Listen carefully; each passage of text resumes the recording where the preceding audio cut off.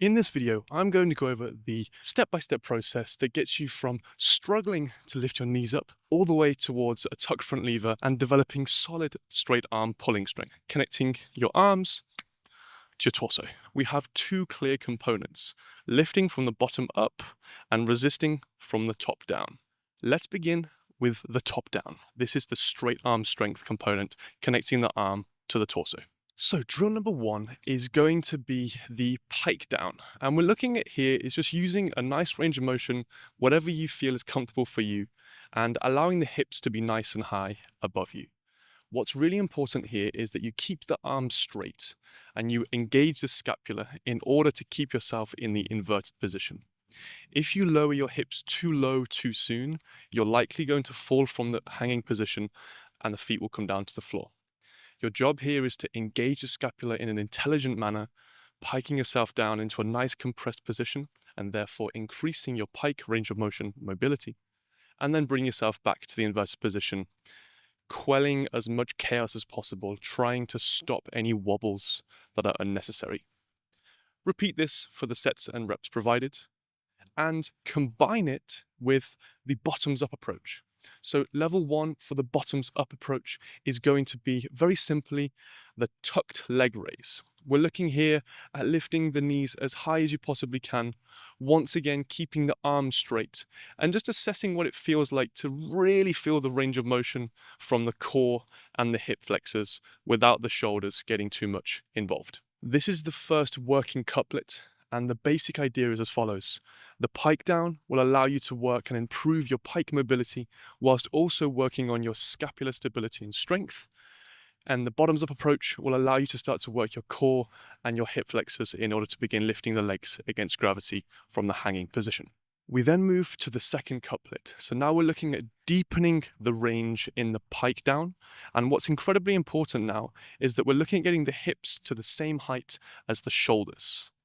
You're trying to do this in order to load the position to get the hips further away from the head and therefore allow the lats and the shoulder complex to work harder. You repeat this for a similar reps and sets, really trying to engage the lats and the scapular complex. A nice metaphor I use here is to squeeze the orange. Can you see the orange? Yeah. Go.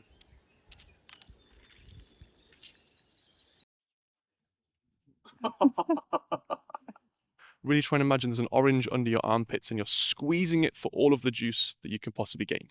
We will then combine this with the hanging leg raise, tucked once more, but trying to increase the range of motion, trying to touch the knees to the armpit or the upper arm. If you can do this, what's going to happen is you're going to work the core and the hip flexors as prior, but you're now also going to get into our upper range where you begin to use the lats and the active hanging position in the scapula. This is an amazing progression. Everyone here is starting to work on this compressive element without the limitation of the pike mobility that you're working on in your free time and of course in the pike down. The third and final couplet is then a fantastic one. We're going to begin to tuck the knees from the pike down and once more engage the leverage. Now, what we're doing with tucking the knees is we're taking the lower leg weight from one side of the equation and adding it solely to the other side of the equation. Therefore, the shoulders, the lats, the scapular complex has to load more. There's a greater intensity on this area. They have to withstand more leverage, more load, and therefore you're gaining strength in the shoulder and scapular complex. You'll work with this in the similar fashion with the reps and sets provided. Part B, the next part, we're going to look at elongating the leverage also in the toes to bar, the hanging leg raise. We're going to once again lift the knees as high as you possibly can, compressing as deeply as you possibly can. And then with your newfound pike mobility, you're going to extend the legs and lower them down nice and slowly. Again, adding leverage, adding load, allowing the core, the hip flexors, and also the scapular complex to work in this new range.